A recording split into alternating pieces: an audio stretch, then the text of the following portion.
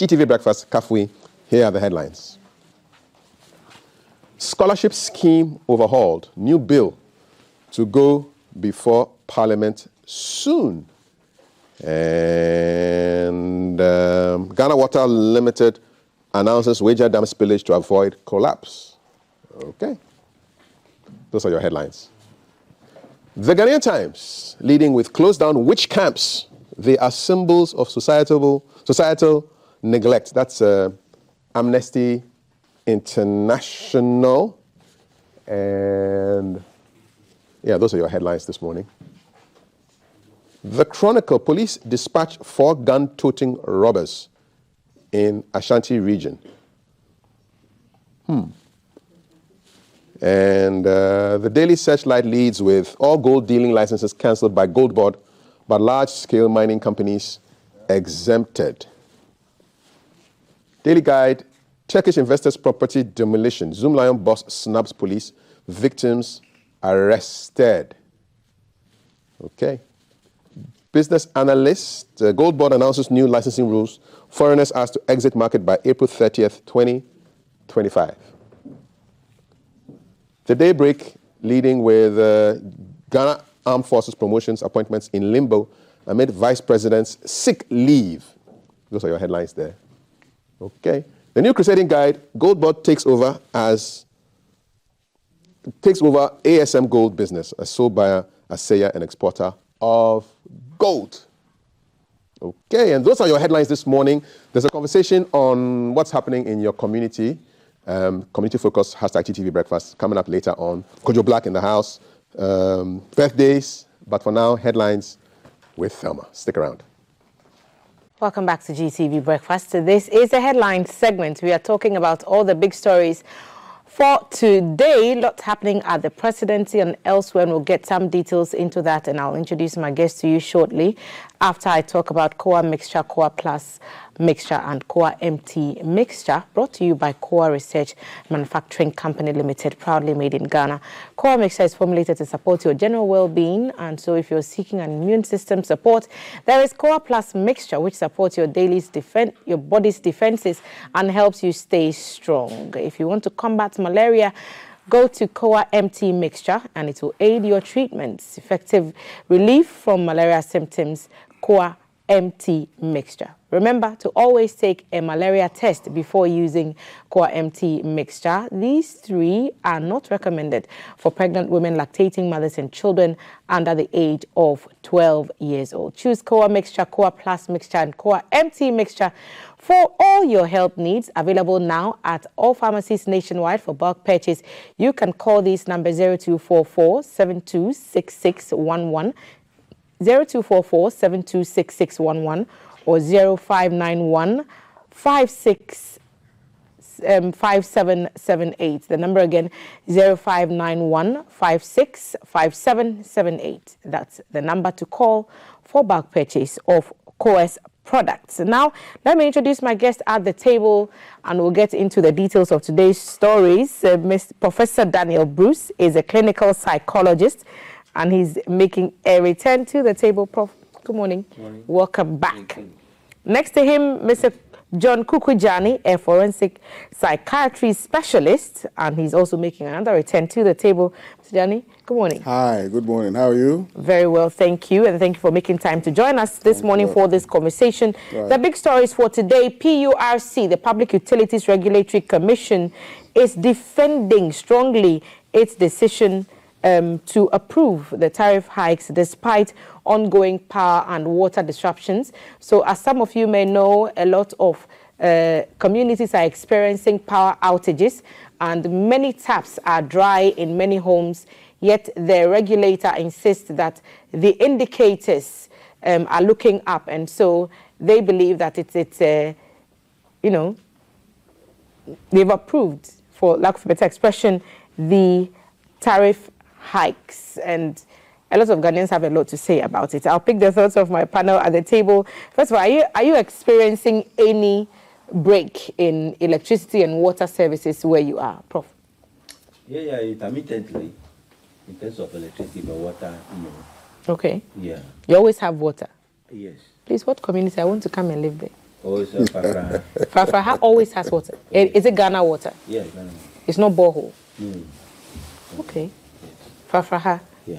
Please let me check on the range figures in that area. Oh, okay. Maybe You're can welcome. but the power is not as stable. The power How is not often as do you stable. have power? I mean, let's say if the weather is threatening, it goes off. Okay. For a long time, then it comes back. It's not stable.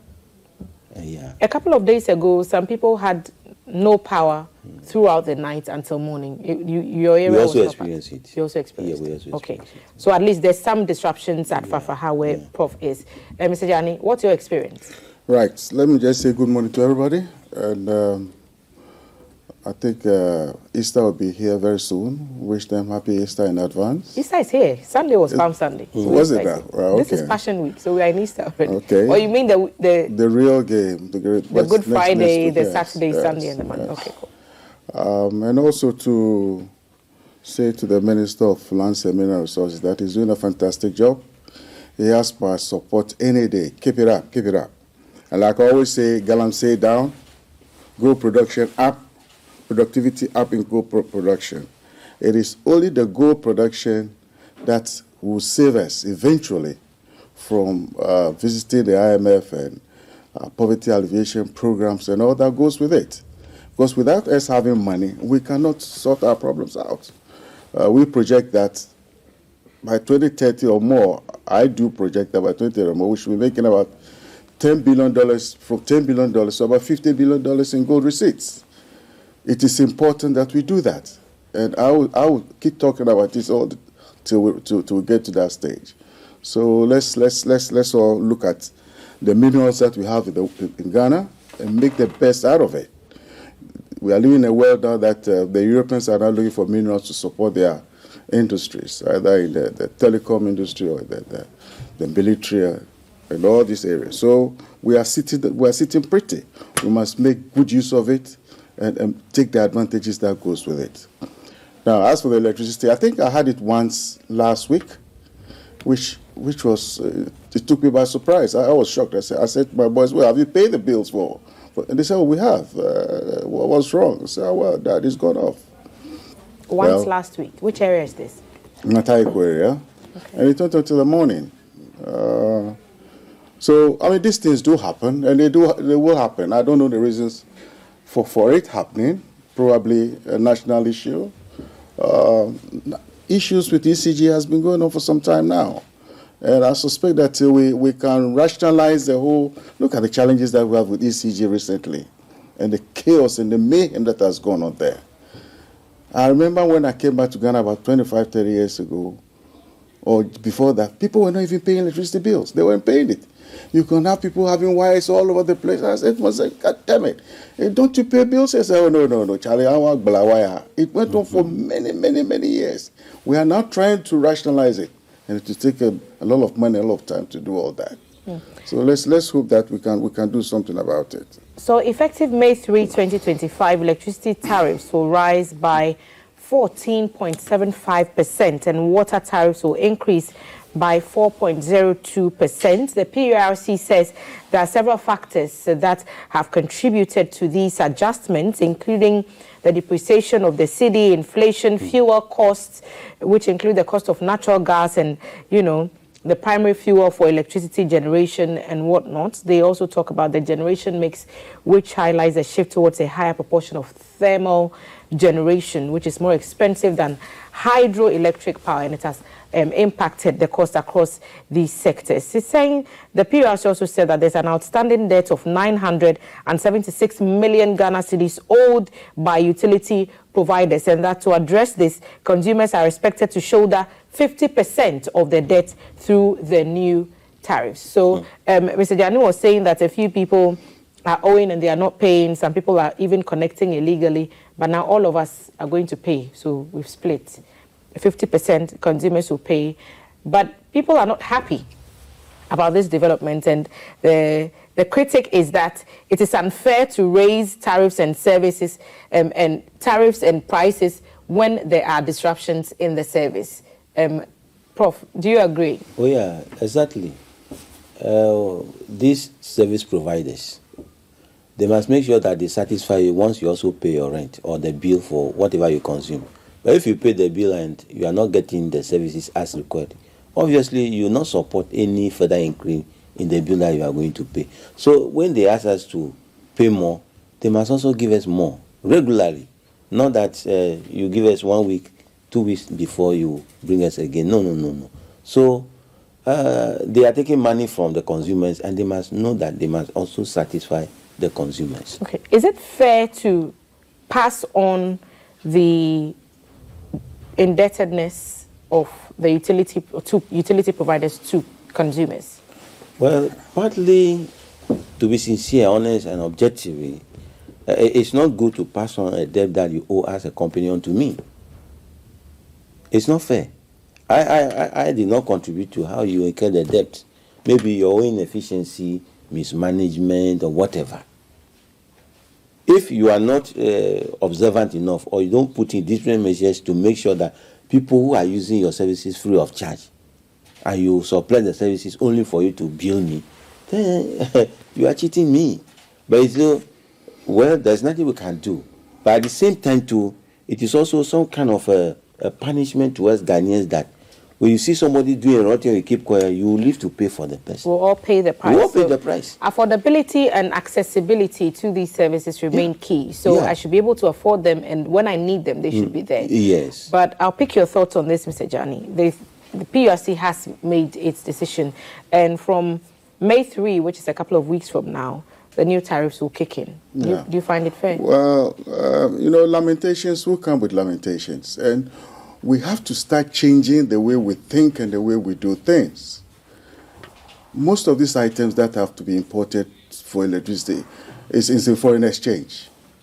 The dollar keeps hammering us all the time, and we are not able to arrest it.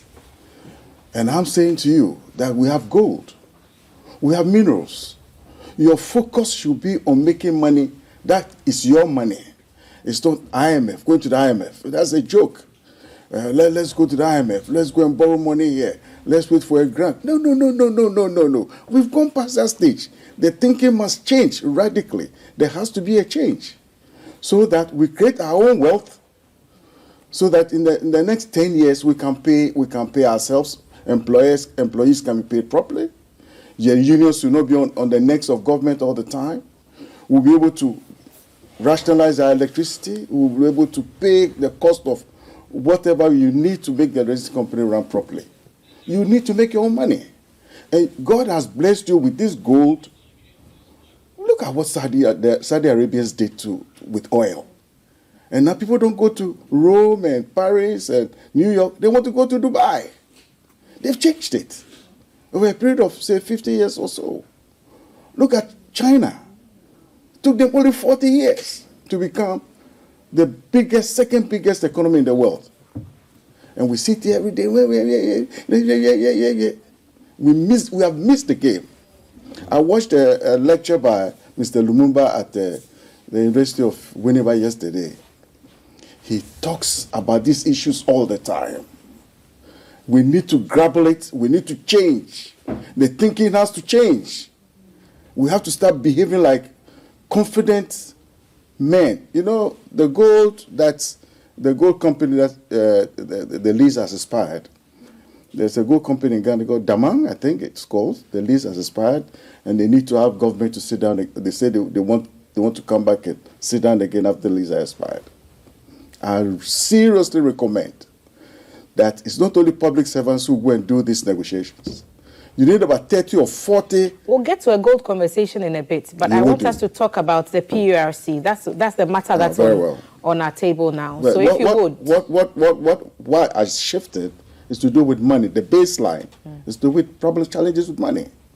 If you don't have money, you can't solve these problems. In any case, as for the increases in utilities, it doesn't only happen in Ghana. Only last few weeks in the UK, it was either water or electricity or whatever, and people will complain. And but their taps consistently run. I know communities, even in Accra, where taps run once a week, if at all.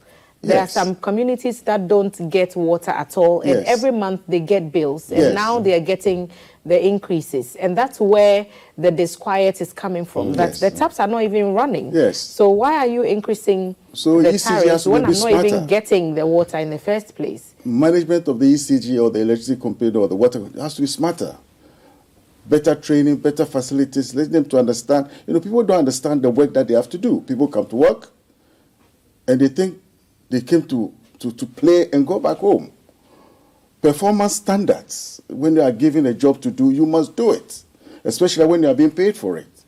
And then government has to look for money all the time to support these agencies or departments that need to supply these things for people. I mean, I can understand how people live in. I was watching a program in the north where there are even though tap water, there are pipelines there.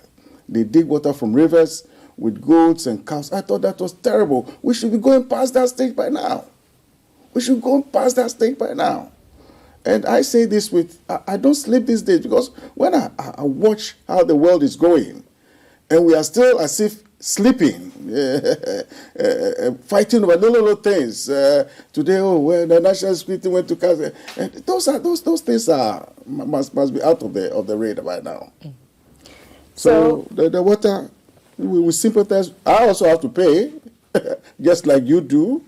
So we have to make complaints to all these service providers that, look, if you want us to pay, give me water, I'll pay. Give me water, I'll pay. There are other people who also tap water and they don't pay. Eastern part of Accra, I went to the ECG sometime where there was a complaint. I went, parts of Accra, the people don't pay. So they have to find a way to let people pay. It's not my job. Probably want to add anything. We want to move on to the gold conversation. The Gold Board, the Ghana Gold Board, has taken over the licensing and gold market in Ghana. There was a statement that was issued yesterday. Prof, do you have any final comments before we put that statement on the PRC? On the screen, on the PRC. Yeah, the liquidity providers. You see, water is a basic necessity of life. You can go hungry for 1 week and you won't die, but that not with water. You can't survive 1 week without water. So water is very relevant to us. Much as we appreciate that they import the chemicals that they use to treat the water before pumping into our homes, it's like the CD dollar exchange rate. And the galamsey pollution also. We are causing part of the problem. The galamsey menace is causing part. They have to use rich amount of chemicals to treat the water, and then we have to pay for it. We are not disputing that. Our argument is that when I pay you the 200 that you say I owe you, I want to see water flowing regularly. Give me a timetable to Sunday it will not come, Monday it will come. So on Monday I can store against Wednesday. So if you have all this timetable, everybody will be happy to pay the bills because I know that it is coming. I have my backyard garden. You are saying that I feed Ghana. I planted some okra and all those things. Water is not coming for 1 week. That effort is killed. It's quenched. That idea cannot materialize from my place. So please, we are just appealing to Ghana Water that we need them to give us regular water supply. On the gold front, and Mr. Dsane kept going back there. Yesterday, a press statement was issued by the Gold Board Ghana, and the general public was informed that pursuant to the Ghana Gold Board Act 1140/2025, passed by Parliament on 29th March 2025 and assented to by His Excellency the President, all licenses issued by the Precious Minerals Marketing Company, PMMC, and or the minister responsible for mines to a person other than a large-scale mining company to deal in gold have ceased to be valid. And it went on to say that Gold Board is currently the sole buyer, seller, assayer, and exporter of all gold produced by the licensed artisanal and small-scale mining ASM sector. I'm sure you've heard this development. I'll start with you, Mr. Dsane. What are your thoughts? Government is now the sole person responsible for, buying, selling of gold. So it should be, and try and rationalize the gold operations. You know my views and thoughts on this gold matter. You know, Johannesburg, many years ago, had a gentleman called Cecil Rhodes. he owned the Johannesburg mines for the British company. And all gold was his, and he took it back to the UK. We didn't realize that gold was what can make us prosper. And I think it's taken us a very long time to realize that, look, this is the real game, the gold that we have. Where Ghana was being called the Gold Coast many years, we didn't even see what it all meant. We are now beginning to realize that gold is what will make us a prosperous country, just like oil has made other countries very prosperous. So anything to make this management of the gold in this country better, I'm all for it. And we hope that it should be sanitized in a way that there's no corruption. The money goes straight back into the vaults of the Bank of Ghana, and that it is monitored properly. And I hope that it will continue like that for the next 50 years or so, if it is being done properly, so that generations to come will see that Ghana, the black star of Ghana, of Africa, will change. If Kwame Nkrumah was here and saw what was happening, he would say, what? Why did I start all this?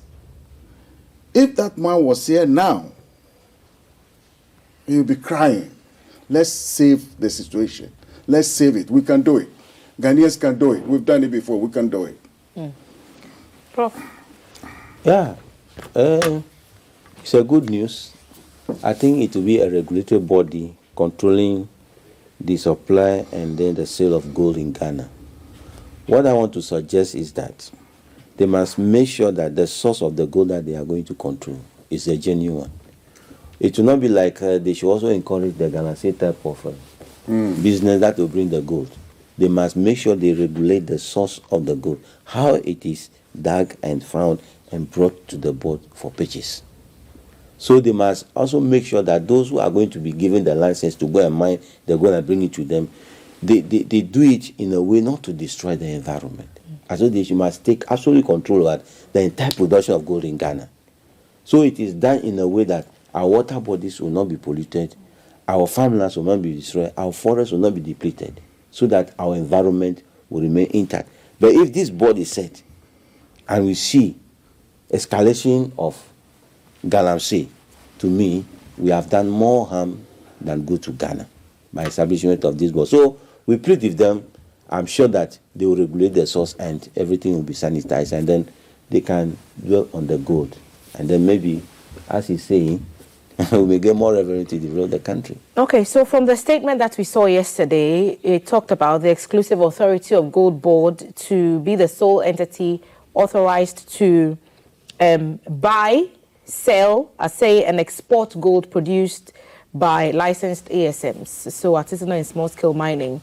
And so all previous licenses issued by PMMC and the ministry are now invalid, starting May 1st. Other details, foreign participation. So foreign entities involved in gold trading must exit the market by April 30. However, they may apply to purchase gold directly through the Gold Board. That was also something that the statement captured. And it talked about the licensing regime, making it now, starting May 1st, a criminal offense to purchase or deal in gold in Ghana without a valid license from Ghana Gold Board, and said that new license applications for Ghanaians and fully owned Ghanaian companies will open on April 22. So sometime next week, when we return from the Easter break, new applications and the portals will open for new applications to be made. And it's also instructed that all transactions in gold, so if you're buying gold, it should be done in cedis. So those were some of the key things. Not everyone agrees with these provisions. Others have complained about the concern of monopoly and the risk of the Gold Board being the sole, creating a state monopoly on gold pricing. They've talked about the impact being a distortion in the market, where the market has been used to several players, not just government, being in the space. And also, of course, the effect on small-scale mining and the fight against the menace. What do you think, I'm Mr. wondering Jan? whether the production of oil is done by government. We don't have other persons doing it, do we? Our source of income that will look after the people of Ghana. There are contracts that government has entered into with companies who mine oil and give us something, a percentage in return. Yes, so you have the mining companies, huge mining companies working here like Newmont and all that. The government has a certain relationship with them. But they're thinking that, everybody should be in gold and we should... No. The sources of income that will change Ghana should be managed purely by the government. You understand? That's what I think. But foreign entities have also made investments into this space. And so for those companies that have been asked to exit by April 30, there could possibly be loss of jobs and some stuff there as well. I understand all that. We are in a new era now. Have you heard of a man called Mr. Trump? Have you heard of a man called Mr. Trump? When you want to change a country, certain things will happen. And you have to be bold. You have to be confident. You have to declare a pathway that most of the people will agree with you. Not everybody in Ghana will agree with decisions that are taken by government. It doesn't work like that. There will be opposition and the people will say, oh, no, that's the way it is. And sometimes it is important they do, so that you can keep things in the straight and narrow. But what is important is how to create wealth for government so that government can look after schools, can look after hospitals, can look after poverty alleviation programs and all that. That is the essence of this program. Is government opening itself up to potential, arbitration and lawsuits from these companies who had, for those who had valid licenses and now the license has been truncated suddenly, almost without notice? I've heard unions and other people. Let them complain and let government find a way out. The objective should remain the same. The objective of making money for government to create, to pay you better, to create better medical equipment in the hospitals, to make sure the SHS is running properly, to make sure there's enough food in Ghana. You need to take a certain approach. Take the Kwame Nkrumah approach. Take the Kwame Nkrumah approach. And then you find people who complain and complain. But you have to be sure that what you are doing is the right thing for Ghana. And you keep on at it. As for the complaints, we always get complaints. That's why we live in this world. So when I worked in the UK, there was a time when the hospital was going to close. A hospital that has 2,500 beds was going to close. The land belonged to a family. Most lands, a lot of lands in the UK belongs to family lands. A lease of 100 years. And they wanted to change it. The unions, I was a union member for Unison. We created merry hell. But at the end of the day, government wanted out. He wanted the hospital closed and be moved somewhere else. Government had its way.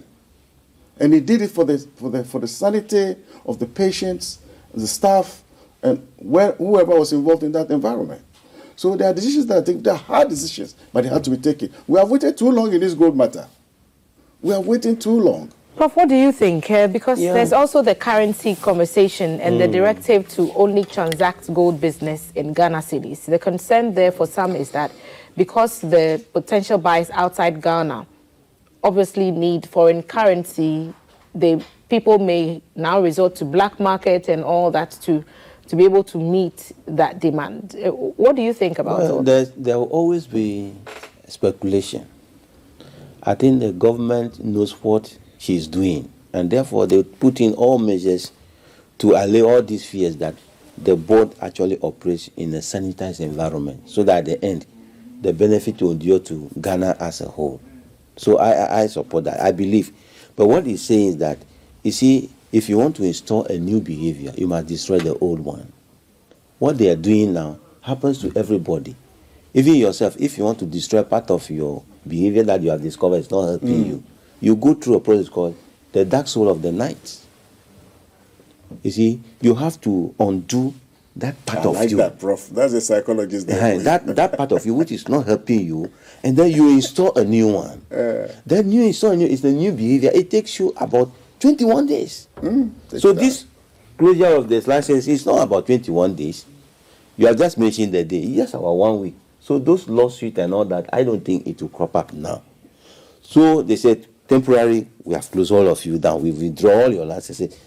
22nd or so, as you are saying, reapply. They're in the game. They will apply just to streamline that. Now that you have given a new license, So the concerns about job losses may not necessarily may not necessarily happen. May not necessarily happen. Then my task that I would like to give to this board is that we have Thelma oil refinery. They must also make sure that we have the first gold refinery in Ghana or in West Africa. That will be the legacy they will leave us a board. And to add value to our gold. Why are we called Gold Coast? But we don't own our gold. We cannot refine our own gold. And we always have to allow people to come and buy our gold and send it and then refine it and bring it back. If I want to marry you now, you know how much I'm going to buy your wedding ring? Depends on how many carats of gold. Yes. It's because we cannot do it in Ghana. So if it is done outside and abroad, that is even the reason why many young men are not marrying, because they cannot buy the gold ring for their But I wife. know a few companies that are jewelers that make the rings in Ghana, even watches and other, gold ornaments. I know a few But companies they price them in dollars. They price them in dollars to cover the production costs. But if we are to add value to our own gold, they will buy it in a CD and the price will be affordable. A few of my friends have got married and bought rings at PMMC. So yes, that place the price is regular, but ask them how much they bought it. Ask them how much. My father was a goldsmith, you understand. But during that time, it was affordable. But now, you think about the carat, the weight, you see it. You see the point now. So it's all because we cannot add value to our own gold. We have been labeled as Gold Coast. This is where all the gold in Africa is situated. And we are you see, to borrow the words of Nana Akufo-Addo, it is Ikasu Akomti. Well, we sit here on gold and we are going begging. Gold. God will look at us and say, this Ghanaians, I don't know what is wrong with them. I don't know what has it that God has not done for us as Ghanaians, giving us gold. But people have become rich and billionaires as a result of Ghana gold. I mean, government is this huge machinery, but you have to ask the question, once you take the foreign hands and the other players off and leave it just for government, do we have the logistical capacity to manage the entire, the scope of what government is asking to do with the gold board? No, I think other industrial players must come in. Private partnership must be invited, because government will not have all the machinery, the resources and all that to actually help the board to function. So where they can see some of their functions to private people, but regulate them, I think I'm in for it. What happens to the Minerals Commission? The Minerals Commission, they will be the superlative body supervising the gold board. You see, it's just like. But the licenses are not coming from MINCOM anymore. You will apply to the board, they will recommend, and somebody will give it. It's just that one Minerals Commission will not issue it. The board, you have to apply to the board. They will do their necessary checks and balances, qualify you. I recommend you that you should be given a license, and then I'm sure they have to give you a place, and then the criteria surrounding the operation. Perhaps a separation with Minerals Commission dealing with issuing licenses for actual prospecting or for actual mining, and then maybe gold board coming in to buy and do the other. Do you get that sense? Yes. But I think if you psychoanalyze what we're talking about here, what government is saying is like, look, for a very long time, our gold has been taken away. We didn't even refine it here. We've been shortchanged for too long. We need to reorganize ourselves. And I think that is the key point here. If you look at the Akosombo Dam, the challenges that Kwame Nkrumah went through before he installed it, can you imagine if he didn't do it, what would be happening to Ghana today? The challenges that he went through is similar to, it's not just similar to, it's more than this. Some people didn't even want him to do it. The day that he was going to inaugurate this electricity, there was a strategy to kill him. You understand? So we just have to understand that there are certain things that are so important to us.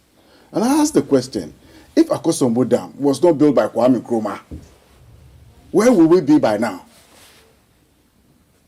So I am all for a huge change, the big change in Ghana, the Black Star of Africa.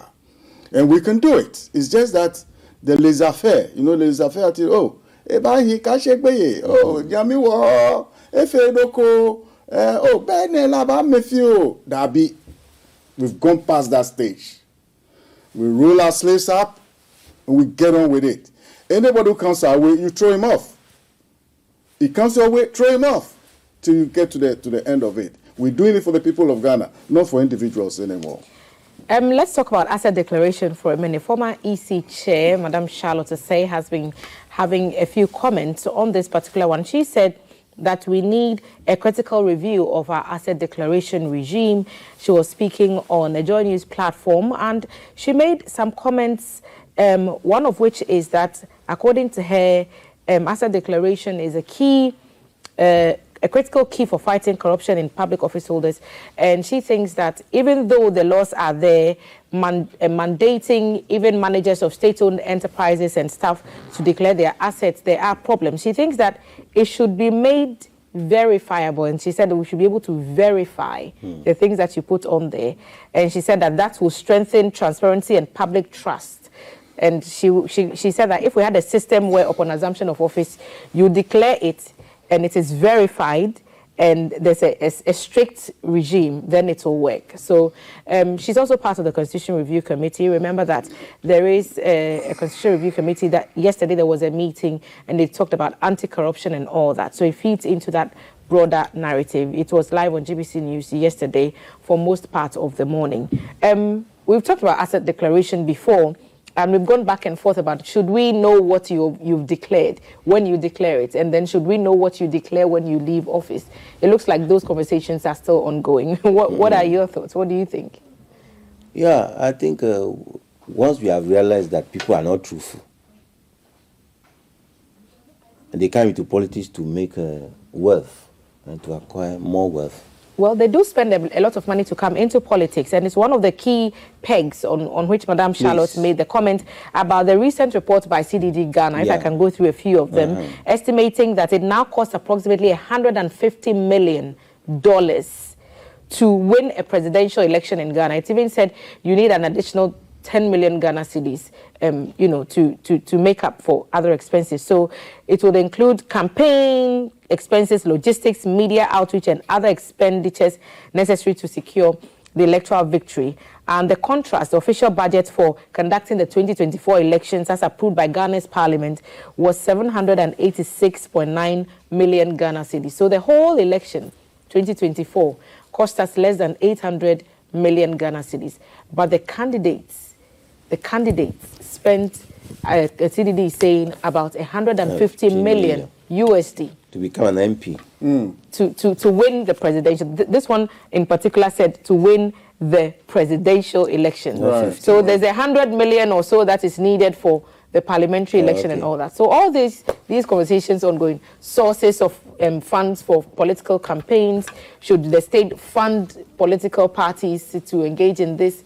They're still ongoing, and we haven't heard the last of it, it seems. Mr. Dsane, what do you think? So I think we should be talking more about it, more focused about it. If you compare what goes on in Ghana and other parts of Africa, Kenya, I think, spent about $500 million to be a president. I read in the magazine not long ago.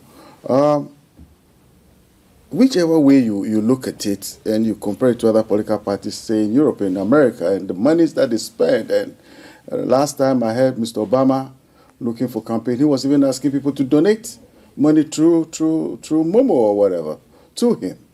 And therefore, you ask yourself, what is this monetary thing around the politics? If I leave properties in the name of not my son, but somebody else that I trust, and trying to deceive the system, so people have ways of hiding their properties. Some people hide their properties in a way that when they die, we cannot trace the property anymore. So we really need to be a bit more focused on how these things are done. I think the point here is that people who get into politics must look at the issue of corruption and how we manage it. Monies will be needed to run a political party. Monies will be needed for elections. How do we do it? How do we do it? Who funds it? I'm a bit perplexed about it all, because when I look at other countries, theirs are even worse. They look more democratic, but if you look at monies coming from other sides that you can't monitor, it's incredible. Mr. Musk was dishing out $1 million to everybody who was going to vote for Mr. Trump. $1 million? Yeah, $1 million. How much? Allegedly. So there's a lot of conversations around funding political campaigns. Huge sums of money. Okay. So I think should we change the laws, Prof? Do we need to now put verification measures in place? Because if you declare the assets, it's kept in an envelope and it's not opened unless a court gives the go-ahead under certain conditions for that to be. So how do we know that before Thelma became X of, company Y, she really had these assets, and then when she left, she had these, if we don't have access to the contents? Well, once you have declared your interest to become an MP, a public figure, let's forget about whatever you might have earned before entering. Okay.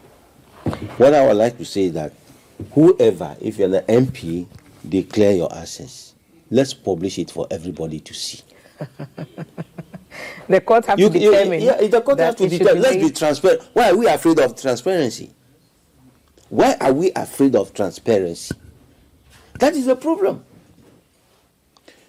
MP, declare your assets. We shall publish it for everybody to know. And when you are hesitating, we will clear you.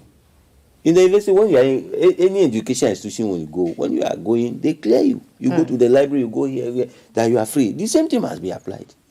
That's the verification she's talking about. Okay. Let me go to my colleague Gifty J. Gifty has been following a story which concerns the Environmental Protection Agency. This morning on our news, we gave you information about the order from the EPA for the immediate halt to the construction of an additional mortuary facility of the Transition Funeral Home in the Atomic Gate area of Accra. And that news item talked about the EPA describing the project as unauthorized and illegal, citing the absence of necessary environmental permits. So Gifty is joining us now on our phone lines with some more details. Gifty, thank you for making the time.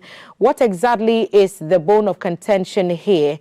Is it because the expansion does not meet the criteria, or is it because people are agitating against the expansion? Thank you so much, Thelma. Before I go straight to your question, let me give you a bit of a background. And I want to do so because, one, I'm a resident of the area. And secondly, I want to come out. I share a wall with Transitions Funeral Home. So I'm the immediate neighbor. So I've lived in this community for close to 2 decades, roughly 19 years. Next year will be 20 years. So somewhere in 2017, people started speculating that somebody is coming to build a funeral home in the vicinity. Most of us, we initially did not believe it because, this is an already established community, and most of the occupants here are people in their 60s, beyond 60s, people who have come on pension, and so they needed that kind of quietness, that kind of peaceful environment to be able to enjoy life after work. And so, it's a very nice area, a very calm, serene area. If you know Hacho, it's one of the nicest places you can get in Accra. And so when news broke out that, a company is trying to come and then construct a mortuary, all of us were confused. So we took the issue to court that you can't have such a facility in the midst of a community that has already developed. Yes, we can have cases of, Lashibi Funeral Home. But in the case of Lashibi and others, the funeral homes were there before the community expanded. But in our case, we were there before transitions came in. So we took it to court and we cited some of the potential challenges that can arise from a project like this. We collected signatures, over 1,000, put in all the requirements that we needed to put in place. But when we went to the court, the judge said, all that we're saying were just speculations. I mean, the project hasn't started yet, so we can't conclude that when the project begins, these are some of the things that can happen, potential issues that can come up. And that's what these people, transition people, are promising for a top-class, mortuary facility. So we should give them the opportunity to go ahead. And according to the judge, he ruled not based on merit, but using his own discretion. That's what we were saying. It can't happen because what he has seen or the literature from the transition people, their proposal is going to be a world-class project. So they went ahead and within some few months, transition was constructed. But per the regulations that the EPA gave to the transitions group, they were supposed to have a buffer between them and the immediate residential facility. So if you know transitions very well, their car park became that buffer between the structure and then the immediate neighbor, which is me. Then just some few weeks ago, we realized that the buffer, transitions have begun constructing this time a mega mortuary, and upon the initial intelligence we paid, it was going to be a 3-structure facility, which means even with the first floor, when they stand on it, they can look directly into my home, which means they are going to now take more dead bodies and expand the business. And this is way off the agreement they signed with the EPA. So we took the issue to the EPA. And yesterday, EPA called all the stakeholders in there, the Homeowners Association, Transitions, Abokobi, Municipal Assembly, and then EPA. We sat down. They listened to the case from both sides. And upon interrogation and investigations, it came out that transitions did not have a permit, an environmental permit for what they are doing, especially the new construction. And even with the existing one, they have not been complying with the environmental regulations. See, what I go through on a daily basis, I want to wish it for my worst enemy. Can you imagine living among the dead? You come from work, your main gate, you have a funeral car in front of your gate. You don't know even if there's a dead body in it. The impunity with which these people, with which transitions operate in the area. But Gifty, as a business, they, I'm sure, went through a certain process to set up there. If you found that they were not acting in accordance with those perhaps laid down procedures, what were your engagements? What was the community's engagement with the company to give them a fair hearing? Because to try them in the court of public opinion, yes, based on the sentiment, is well within your rights. But what have they had to say in all this? You were at that meeting yesterday when the stakeholders met the EPA. What was Transition's stance on this matter? I'm a journalist, so when I'm following up a story, I want fact. Me, for example, 2 weeks ago, I came from work, and when I came, there was a hearse in front of my gate. I couldn't enter, so straight away, I went to the Atomic Police Station to report. I took a video. I even posted it on my page on Facebook. I took it to them. That's it. I just came from work, and they packed all over, even my main gate. I cannot have access to my home. So please, I want to put down my statement because the way I am so angry, I can't guarantee my next action. But I just want to put it on record that this is what I go through on a daily basis. So please, I just want to put down my statement. You know what the police told me? For this issue, it's not police matter. Madam, you can't write your statement with that. It's not possible. I left. The next morning, the next afternoon after work, I went again. I said, no, I still want to put this one on record that this is what I am going through. Not only me, other members, but for me, I want to come as an individual and record my experience. And for the second time, Ghana police told me that no, there is no way they will let me write my statement. Thelma, I sat there for about 2 good hours. Then later they told me, oh, after this issue, go to Taifa district office. That was after 6 p.m. It was a Friday. Meaning that by the time I get there, the commander has gone home. So we don't even have a channel to even speak our voice. Residents here, we don't have a voice. We know there are laws in this country, but the laws, they are selective. It is only a group of people that benefit, that the law fights for them. So yesterday, it had gotten to a point there was nothing we could do. So we just wrote to EPA, the EPA, this is what we are going through. EPA, we thank them, EPA officials, and we pray that government, stakeholders, support the new EPA boss, because this woman is a gem for this country. She gave us the space, and when they went through transitions record, they were not even complying with the existing environmental regulations, which they have to do quarterly. And for many years, they weren't doing it. And then this new illegal project comes in. How can you build in a place that has been declared a buffer? The community was there before it came. A green zone. They do it with impudence because there's no law. There are no laws in Ghana. Gifty, thank you for following up on this. Yes.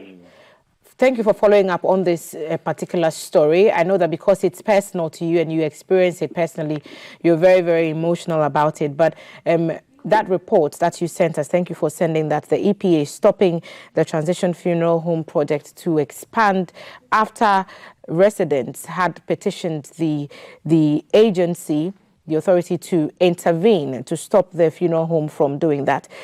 My guests are still here. I'm sure you'll have quick comments to make on this matter. The residents basically said, you know what, if you've ever lost a loved one, I'm sure you'd want a befitting place for that person to be kept and all that. And I think that those kind of facilities are really crucial, especially because our public ones are very problematic and they have a lot of problems. So for companies that provide these services, I personally want to extend them some grace after going through losses myself. But laws have to be followed. And the residents felt they had not been followed. And so they took this action. EPA says don't do it anymore. Mr. Dsane. Right. I think I've been to a funeral there before, and I've been to a funeral too at Lashibi before. And like she says, Lashibi was done before the community started growing. So it was well demarcated, so to speak. This one is right in the middle of the neighborhood. I think the house is just next door to it, and I parked my car next to another house.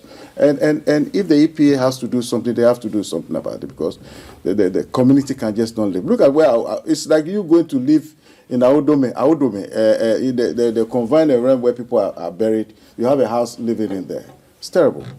EPA must do something about it. Well, EPA says stop the construction of the additional mortuary facility. Yes. So that's what happened yesterday at that meeting. Prof?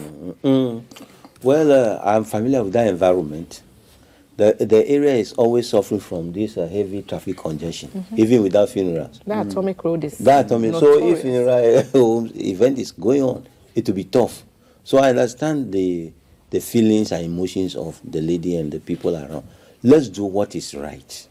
If they have not gotten the necessary permit or they are not allowed to do it, I mean, this funeral, as you said, they are welcome. But if they are going to be cited, they must be done in a manner that they should not enjoy at the expense of the people around.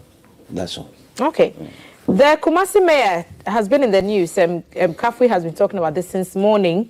He has given a 2-week ultimatum to traders operating along pavement within the Central Business District of Kumasi to vacate the area or risk facing sanctions. And part of the sanctions is being lashed. Says that starting from Wednesday, April 16, the KMA will embark on a 2-week decongestion exercise to evict all traders who sell on pavements and along the roadsides. And he has warned that all persons found selling on the roads will be dealt with firmly. So here is the Kumasi Metropolitan chief executive speaking, and we give credit to Channel 1 News for this sound. And that is where I need your support. As for me, I don't like reporting too many things to the police. I don't want a situation whereby we'll put in place a police team, we'll go arrest people, and then they go to the police station and they find their own means and they are back on the street. That would be a waste of time and resources for me. So I have my own democratic military style, which I'll be implementing. When we say leave this space, and you don't leave this space, and I get there, I am not lucky, and my boys are with me, there and then, we'll beat you.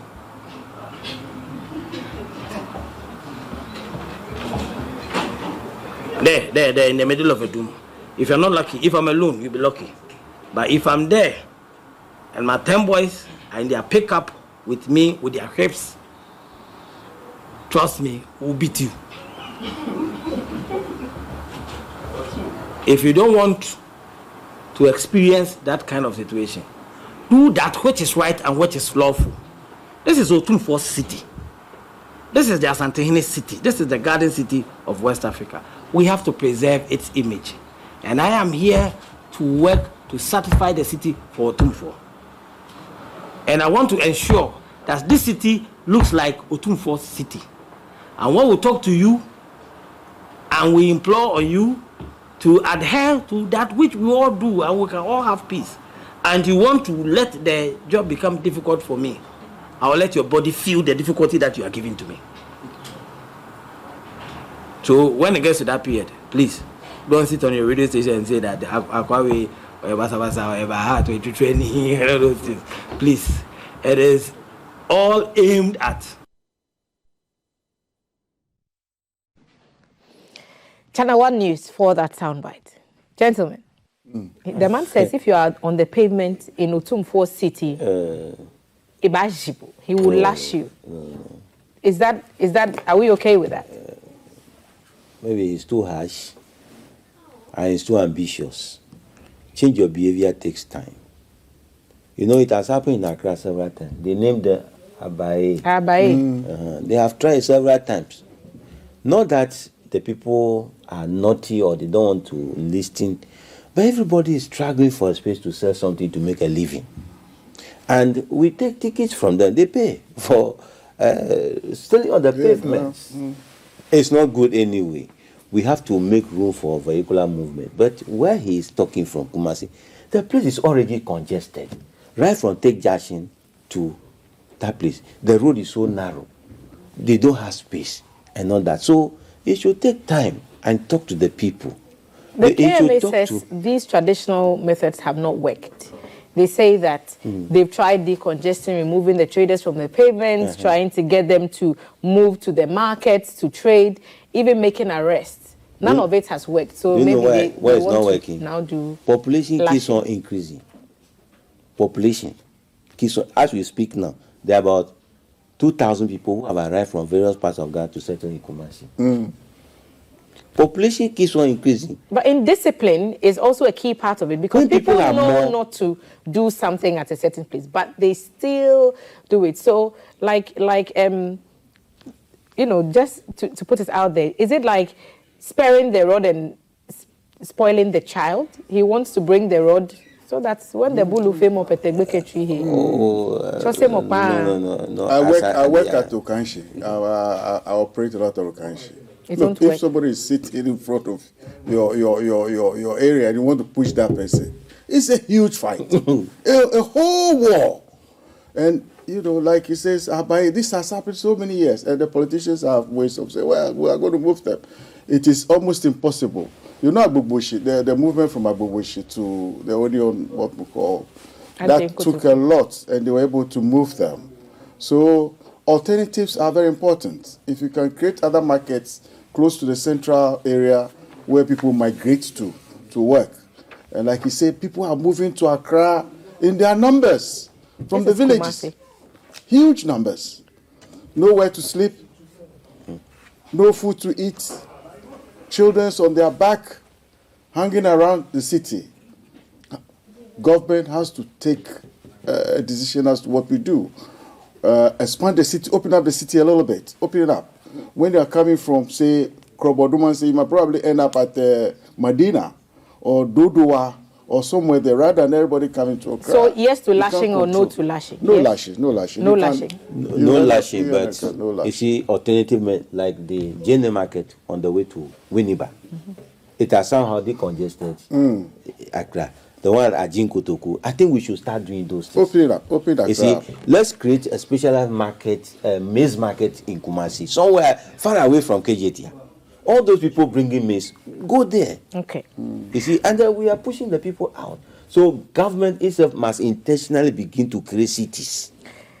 Prof, thank you for this. Small cities. City planning, I think, is important. Yeah, and it's very relevant to this decongestion story, and also the story that we did on transitions. If we plan the cities and we cite things where they should be, and we create the necessary buffers, then some of these problems could be minimized. Thank you for sitting with us. Professor Daniel Bruce is a clinical psychologist, and Mr. John Kuuku Dsane is a forensic psychiatric specialist. They have been helping us understand the big stories for today, and those are the ones that should get your attention. The Easter weekend promises to be very busy. Lots happening in Kwehu. The president hosting that Kwehu Business Forum on Saturday. Businessmen and women, financial institutions all going to that part of the country. But also happening this Easter is the Bobobo Easter Fiesta. You have an opportunity to win 2 tickets right here on GTV Breakfast today. So stay with us. Don't go anywhere. We'll take our birthday dedications and then we'll give you the opportunity to win some tickets.